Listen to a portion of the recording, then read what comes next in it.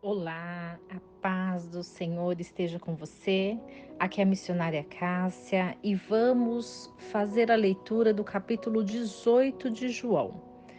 Pegue a sua Bíblia e vamos ler comigo a partir do versículo 1, que diz assim: Tendo Jesus dito essas palavras, saiu com os seus discípulos para além do ribeiro de Cedron, onde havia um horto no qual entrou ele e seus discípulos. E Judas, que o traía, também conhecia aquele lugar, porque muitas vezes Jesus se ajuntava ali com os seus discípulos. Tendo, pois, Judas recebido o corte e oficiais dos principais dos sacerdotes e fariseus, veio para ali com lanternas, tochas e com armas. Sabendo, pois, Jesus todas as coisas que sobre ele haviam de vir, adiantou-se e disse-lhes: A quem buscais? Responderam-lhe: A Jesus Nazareno. Disse-lhes Jesus: Eu sou ele. E Judas, que o traía, estava com eles. Quando, pois, lhes disse: Eu sou ele, recuaram e caíram por terra. Tornou-lhes, pois, a perguntar: A quem buscais? E ele lhe disseram: A Jesus Nazareno. Jesus respondeu: Já vos disse que eu sou ele. Se, pois, me buscais a mim, deixai ir a estes, para que se cumprisse a palavra que havia dito: Dos que me deste, nenhum deles perdi. Então Simão Pedro, que tinha espada, desembainhou-a e feriu o servo do sumo sacerdote, cortando-lhe a orelha direita. E o servo se chamava Malco. Mas Jesus disse a Pedro: Põe a tua espada na bainha. Não beberei eu o cálice que o Pai me deu? Então a corte e o tribuno e os servos dos judeus prenderam a Jesus e o manietaram. E conduziram-no primeiro a Anás, porque era sogro de Caifás, o qual era sumo sacerdote naquele ano. Ora, Caifás era quem tinha aconselhado aos judeus que convinha que um homem morresse pelo povo. E Simão Pedro e outro discípulo seguiam a Jesus. E este discípulo era conhecido do sumo sacerdote e entrou com Jesus na sala do sumo sacerdote. E Pedro estava da parte de fora, à porta. Saiu então o outro discípulo que era conhecido do sumo sacerdote e falou com a porteira, levando Pedro para dentro. Então a porteira disse a Pedro: Não és tu também dos discípulos deste homem?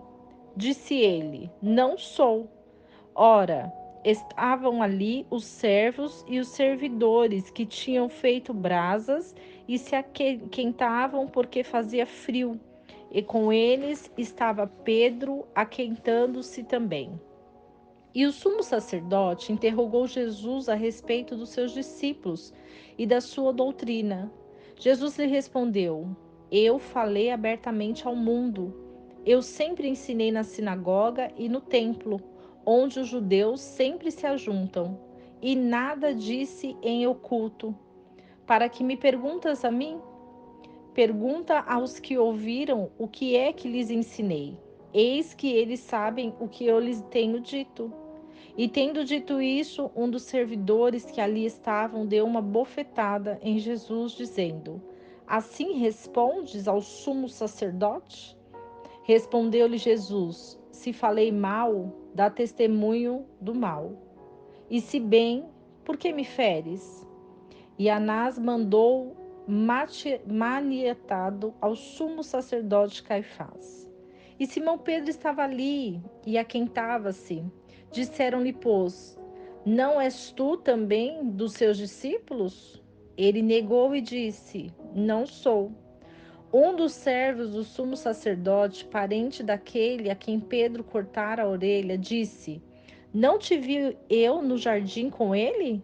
E Pedro negou outra vez, e logo o galo cantou. Depois levaram Jesus da casa de Caifás para a audiência, e era pela manhã cedo. E não entraram na audiência para não se contaminarem, mas poderem comer a Páscoa. Então Pilatos saiu fora e disse-lhes: Que acusação trazeis contra este homem? Responderam e disseram-lhe: Se este não fosse malfeitor, não te entregaríamos? Disse-lhe, pois, Pilatos: Levai-o vós e julgai-o segundo a vossa lei. Disseram-lhe então os judeus: A nós não nos é lícito matar pessoa alguma, para que se cumprisse a palavra que Jesus tinha dito, significando de que a morte havia de morrer. Tornou, pois, a entrar Pilatos na audiência e chamou a Jesus, lhe dizendo: Tu és o rei dos judeus? Respondeu-lhe Jesus: Tu dizes isso de ti mesmo, ou disseram-te outros de mim?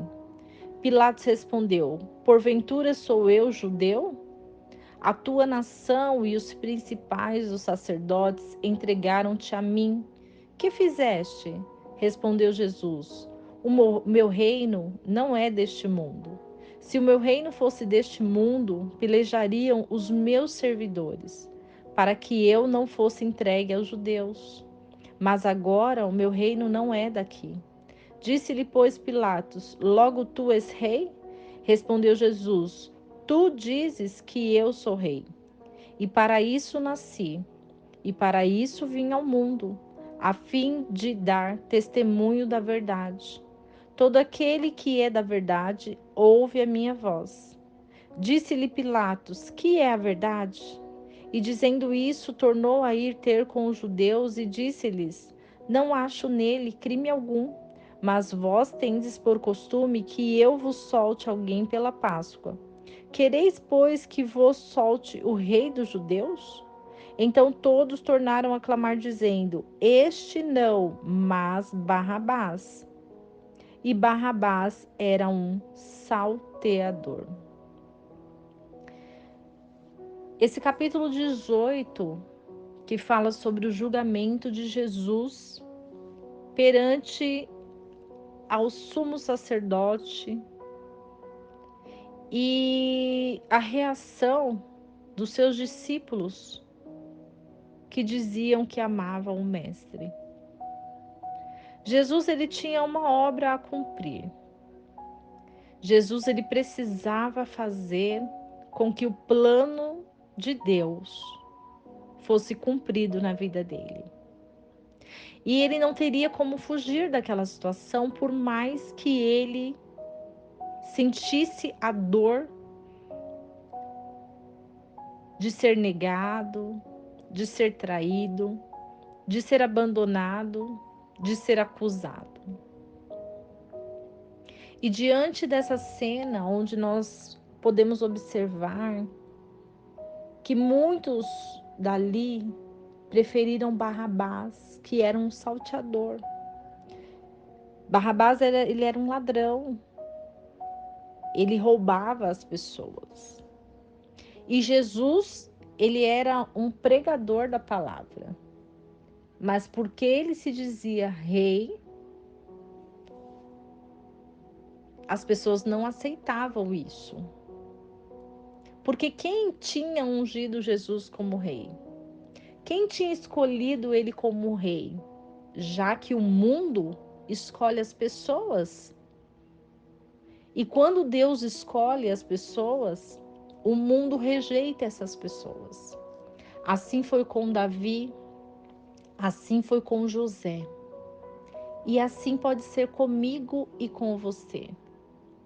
Muitas vezes as pessoas, elas nos olham carnalmente, porque no mundo carnal as pessoas, elas querem ser aplaudidas, elas querem ser honradas, elas querem receber a glória no mundo físico.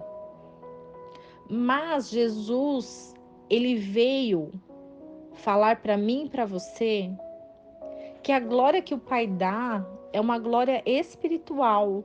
Quem é carnal não consegue enxergar. Quando vão conseguir enxergar? Quando houver a morte de Jesus. Quando tiver crucificado Jesus, as pessoas vão perceber e observar que ele realmente era o rei, que deveria ser honrado e glorificado, mas foi morto. Isso tudo para as pessoas entenderem a maldade que existe dentro do coração, quando nós julgamos alguém, quando nós denegrimos ou falamos de alguém. O mundo espiritual, ele é o contrário do mundo físico. Quantas vezes nós podemos observar que as pessoas aplaudem mulheres nuas, aplaudem o pecado, aplaudem coisas que são contrárias à Bíblia. E quantas vezes as pessoas, elas atiram pedras quando se fala a verdade. Porque a verdade é a única que pode libertar o ser humano. Só que existe um inimigo oculto que habita no meio do povo e que ele não permite que nós conheçamos a verdade. A verdade, ela é única e ela é poderosa.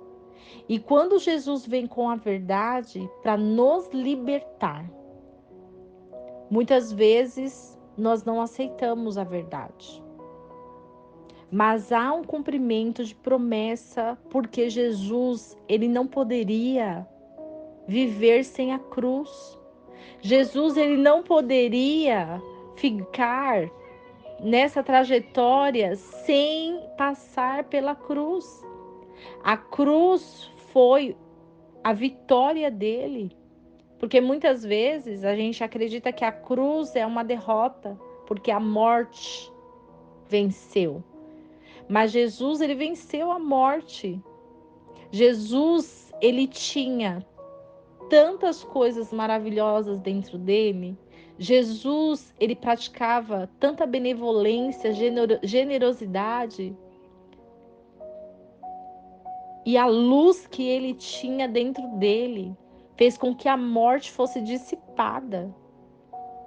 Fez com que ele tivesse o poder de ir até o inferno e pegar a chave da morte. E hoje nós temos acesso a esse Jesus que tem a chave da vida e da morte. E por isso nós temos que buscar ele, porque ele é a porta. Ele tem a chave da vitória para as nossas vidas. E quem vai fazer o juízo de todo o nosso comportamento é Cristo. E é por isso que Jesus, ele se levanta e ele diz para aqueles que foram buscá-lo para matar: eu sou ele, eu estou aqui. Jesus, ele teve que falar 3 vezes, porque ele queria a cruz, porque ele sabia que mesmo na cruz, o Pai o resgataria. E é na nossa dor, e é no nosso sofrimento, e é nas nossas lágrimas, e é nas traições, e é no abandono, e é na calúnia, nas decepções, que Jesus vem ao nosso resgate. Que Deus olha dos céus e nos dá a vida. Então que hoje você possa orar comigo e que Deus possa falar ao seu coração. Feche os seus olhos e medite comigo nessa oração. Deus, grandioso foi o seu plano para o seu Filho Jesus. Plano este, Senhor, que não é diferente nas nossas vidas. Porque muitas vezes temos caminhado e muitas vezes nós escolhemos nossos amigos para andar conosco e muitas vezes decepcionamos-nos com eles. Andamos com pessoas que falam que nos ama, mas nos negam. Andamos com pessoas que falam que está conosco, mas nos traem. Andamos com pessoas que nos abraçam, mas viram as costas para nós. Andamos com pessoas que choram conosco, mas que muitas vezes não estão juntos conosco quando nós mais precisamos. A dor e o sofrimento é tão grande que nós podemos ver e sentir o que Jesus sentiu. Mas sabemos que há um plano de redenção, que é o maior plano para as nossas vidas, que é o plano de salvação, onde Jesus nos ensinou que nós não podemos fugir da cruz, mas nós temos que passar pela cruz, porque sabemos que o Senhor é aquele que vai nos resgatar, porque assim como o Senhor retirou Jesus das mãos da morte, o Senhor também nos retira das mãos da morte. O Senhor resgata a nossa alma para te adorar e te glorificar. O Senhor resgata, Pai, os perdidos, aqueles que não têm a solução para o problema, aqueles que não sabem como buscar a Ti, aqueles que não têm forças mais para orar, para clamar. Mas estamos aqui, Pai, unidos em fé. Unidos, Senhor, porque sabemos que diante da Sua presença, diante do Seu poder, as trevas vão fugir. E nós retiramos todas as trevas que querem nos cercar, todas as trevas que querem nos matar, todas as trevas que querem nos enganar, todas as trevas que querem tirar o brilho das nossas vidas. E nós viemos te entregar na cruz, porque o sofrimento, a dor, a decepção, a tristeza, a angústia, muitas vezes quer tomar conta de nós. Mas nós sabemos que o Senhor é Deus Todo-Poderoso. O Senhor é o Deus que guia as nossas vidas. O Senhor é o Deus que está conosco. E mesmo que escolha um ladrão, ao invés de escolher a nós, nós sabemos que o Senhor é aquele que vai nos resgatar. É aquele que vai nos limpar. É aquele que vai nos preparar. É aquele que vai nos redimir. É aquele que vai abençoar os nossos dias.